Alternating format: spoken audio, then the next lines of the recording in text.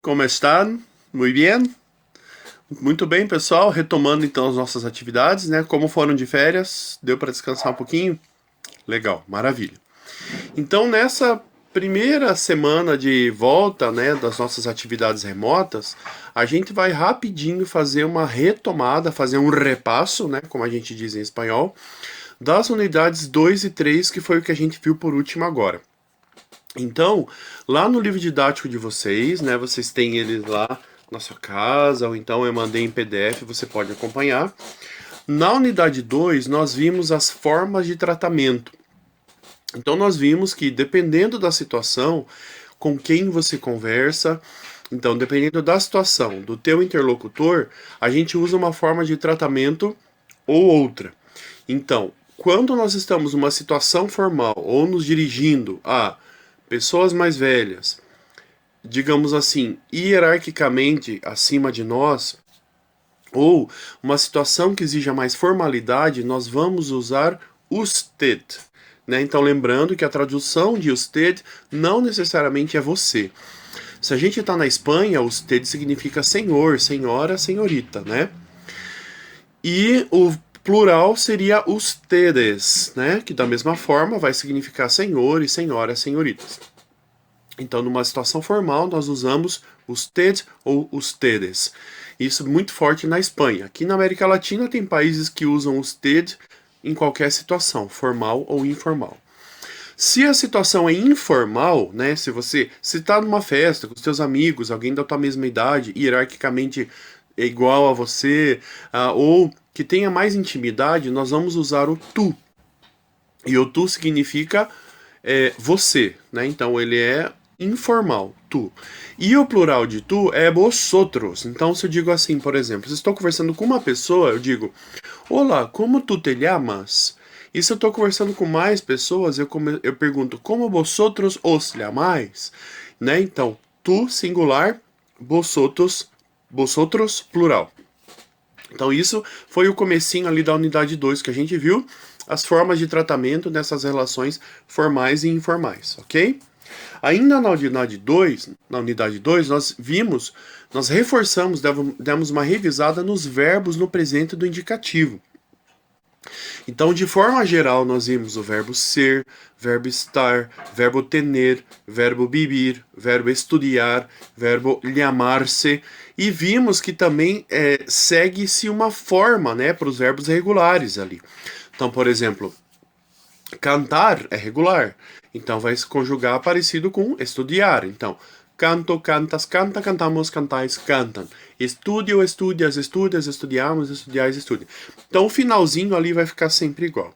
Então a gente viu isso na unidade 2, né? Os verbos no presente do indicativo lá na primeira e segunda pessoa do singular, primeira e segunda pessoa do plural, né? Yo, tu, él, ella, usted, nosotros, vosotros, ellos, ellas, ustedes, ok? Então essa foi a unidade 2, joia? A unidade 3, a gente viu o quê? A gente viu principalmente vocabulário relacionado à cidade. Então, coisas que acontecem na cidade, né? Por exemplo, trânsito, engarrafamento, sujeira, poluição, fumaça. Então a gente viu palavras também relacionadas à questão ambiental, né? De uma cidade. Então, lá na página 48 do livro, vocês podem retomar essas palavras, né? São palavras importantes, como embotelhamento. Lembra da questão que a gente viu que sociedade é sociedade, né? E sujeira é sociedade, e essa relação interessante que tem, né, entre sociedade e sociedade. Além disso, na unidade 3, nós vimos também os verbos estar, haver, ser e tener usados para descrever a cidade. Então eu digo, por exemplo, Irati es una ciudad muy bella, está en el centro sur de Paraná, tiene muchas universidades. En Irati hay una plaza muy bella llamada Plaza de la Bandera, hay el Morro de la Santa. Então, a gente viu que é muito cuidado a gente tem que ter no verbo haver, né? Que no português a gente devia usar e não usa, mas no espanhol se usa muito, né? Ao invés de você dizer, por exemplo, a minha cidade na minha cidade tem um supermercado chamado Cavalim. Então você não vai dizer isso em espanhol. En mi ciudad tiene. Não pode. Então você vai dizer en mi ciudad hay. Né? O verbo tener é sempre posse. Então, a minha cidade tem, mi ciudad tiene. En mi ciudad hay. Joia? Ainda na unidade 3, nós vimos também ali o uso dos artigos, preposições e contracções. Então, os artigos em espanhol vão ser el, la, los, las. Então, como que eu digo, por exemplo, o livro? Então, eu vou dizer el libro. Plural de el libro, los libros.